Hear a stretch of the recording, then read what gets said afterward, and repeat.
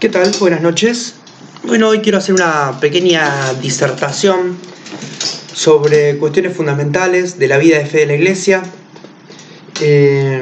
Estamos atravesando una situación crítica, se puede decir, que viene surgiendo desde el Concilio Vaticano II, concilio pastoral, no concilio dogmático, ya vamos a hacer la diferenciación pertinente, que nos quiere hundir debajo de un relativismo extremo en cuestiones de moral y en cuestiones de fundamentos de la fe. San Ignacio de Antioquía decía: la Iglesia es la única que tiene el carisma de la verdad, que lo obtiene por la Sagrada Escritura, por el mandato de nuestro Señor Jesucristo, por la tradición apostólica, por supuesto por su sagrado magisterio. ¿Qué es lo que sucede post este concilio pastoral Vaticano II? Se empiezan a introducir ciertos cambios en cuestiones de supuesta democratización de la Iglesia, cambios litúrgicos, simbólicos y cambios de la forma de cómo la Iglesia debe relacionarse con el mundo exterior. Estas aseveraciones son pastorales y no dogmáticas, porque el Concilio Vaticano II no agrega dogmas ni quita dogmas. De hecho, se mantiene la misma tradición y las mismas dogmas de toda la vida, porque Jesucristo, como bien dice la Escritura, es el mismo ayer, hoy y siempre. Lo que sucedió con este concilio es su interpretación incorrecta por parte de muchos católicos modernistas, que nos han hecho creer que en un supuesto espíritu del concilio, lo que los italianos han llamado Concilio Vaticano Secondo Me, o sea, Concilio Vaticano según yo, en vez de segundo, ¿no? Un juego de palabras también a nuestra traducción idiomática. Este concilio ha traído muchas dudas y muchos relativismos dentro de la estructura de lo que es la Iglesia y la estructura de la fe. Por su interpretación, acá están todos sus documentos, que es un concilio pastoral que da una serie de instrucciones de cómo la Iglesia debe afrontar su tarea, que es la transmisión de la fe y la custodia y la transmisión, la custodia y la guarda celosa de la fe que ha recibido por mandato divino.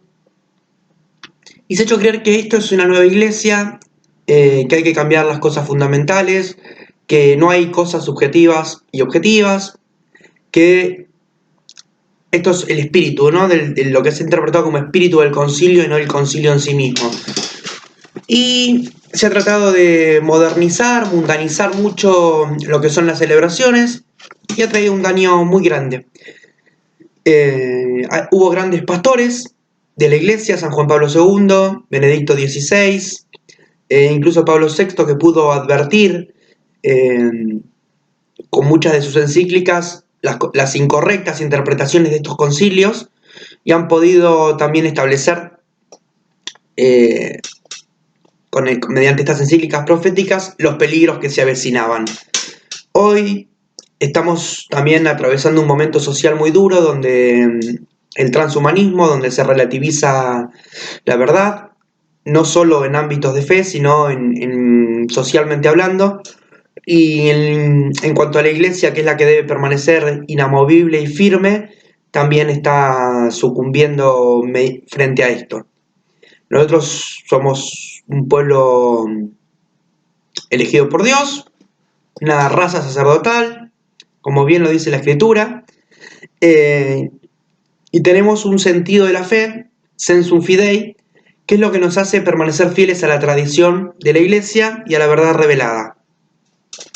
Cuando un papa se aleja de estos principios, uno por supuesto no debe apartarse del magisterio petrino.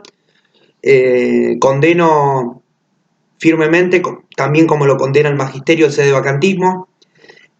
Francisco es el papa legítimo de la Iglesia, el legítimo sucesor de Pedro, y está ahí por voluntad de Dios, eso que quede clarísimo. Lo que no podemos dejar de destacar es que cuando un papa, cuando se decretó el dogma de la infalibilidad papal, Se aclaró que en muy pocos casos el Papa es infalible, solo cuando habla ex cátedra, es decir, desde la cátedra de Pedro, no se puede equivocar. El resto de las ocasiones en las que habla puede equivocarse tranquilamente porque es un ser humano, no es un Dios en la tierra, es el representante de Dios en la tierra, pero no posee cualidades divinas. Cuando nosotros, iluminados por este sentido de la fe, iluminados por el magisterio de la Iglesia, la tradición apostólica, notamos que un pastor de la Iglesia, ya sea el Papa, un cardenal, un sacerdote, nos indica caminos pastorales, que ahora está muy de moda esa palabra, pastoral, que van contrarios a la tradición de la Iglesia, contrarios a la Sagrada Escritura, contrarios a la esencia del magisterio. Nosotros no debemos seguir por ese camino. No por eso debemos alejarnos de nuestros pastores cuando nos ayudan a vivir las virtudes dentro de ese magisterio y dentro de esa revelación divina.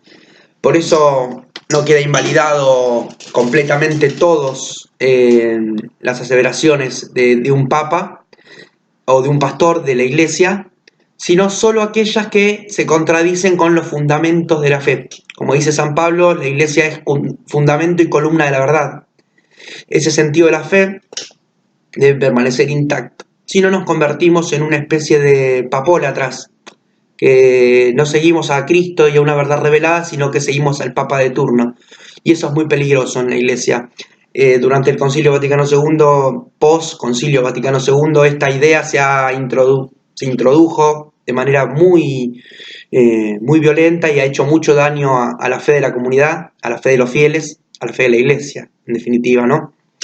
Y ha permitido que muchas personas hagan una apostasía colectiva de la fe, de los fundamentos de la fe, pero no hay que perder la esperanza. Jesucristo acompaña siempre a su Iglesia, no permitirá que las puertas del infierno prevalezcan contra ella, pero debemos estar atentos, los fieles, defendiendo la verdad católica, apostólica, romana, siguiendo al sumo pontífice, en tanto y en cuanto desempeñe su ministerio petrino, haciendo honor a la verdad, haciendo honor al magisterio de la Sagrada Tradición. Pero cuando notamos indicios de relativismos, indicios de desviaciones en la correcta interpretación de la fe, en la correcta guía, debemos ser valientes, porque a veces estas nuevas aseveraciones pueden ser más cómodas para nuestra humanidad y para nuestra fragilidad. Pero para seguir al Señor no necesitamos estar cómodos, necesitamos entrar por la puerta estrecha, necesitamos negarnos a nosotros mismos, tomar nuestra cruz y seguirlo. Él nos da siempre la fortaleza, nos pide la voluntad del corazón, estar profundamente entregados a su proyecto y mediante su perdón y mediante los sacramentos Él nos guía.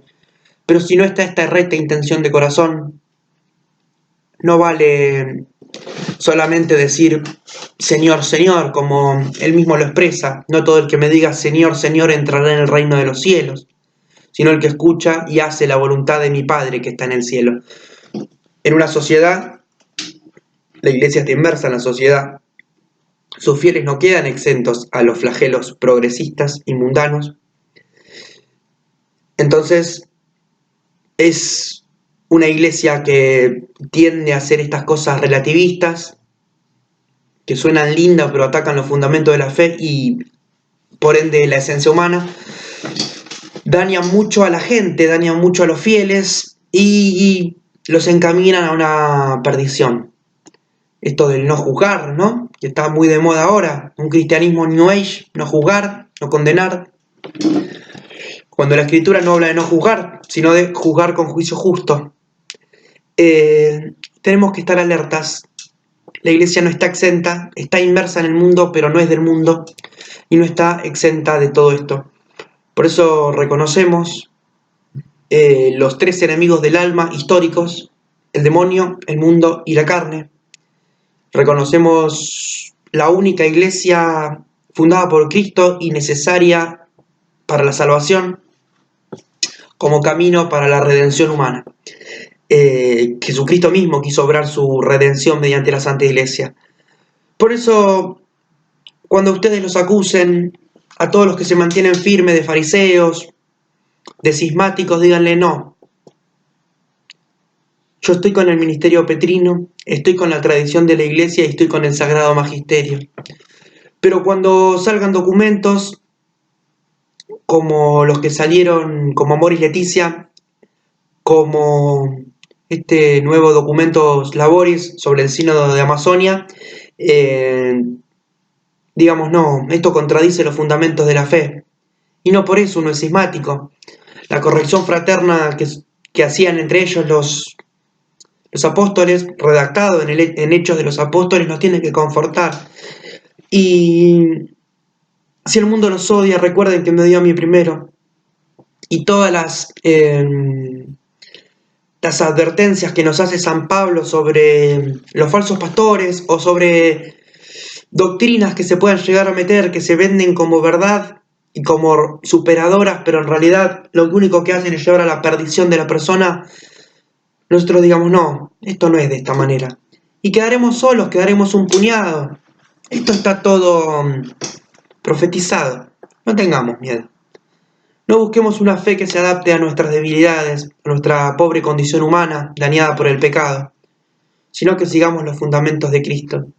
Y cuando el Papa se equivoca, hablando fuera de la cátedra de Pedro, queriendo relativizar los principios de la fe, nosotros podamos decir, santidad, este no es el camino.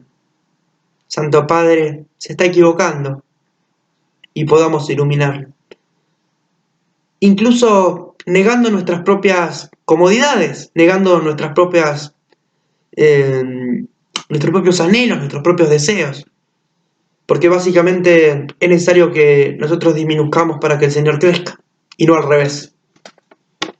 Así que en esta cultura del encuentro, busquémonos encontrarnos con el Señor, busquémonos encontrarnos con sus mandamientos, porque esa es la única manera de llegar a ser salvos, no por nuestros méritos, sino por la gracia de nuestro Señor Jesucristo, que fortalece nuestra voluntad y fortalece nuestra fe. Este es un combate que dura toda la vida, el buen combate, lo llamaba San Pablo. Y eso es lo que nos tiene que reconfortar en este combate, en esta lucha, nuestra lucha terrenal, en un momento difícil de la iglesia, en un momento difícil social. Pero, como dice la Escritura, el que persevere hasta el fin, ese será salvo. Que tengan todos unas muy buenas noches y que el Señor nos bendiga y nos proteja.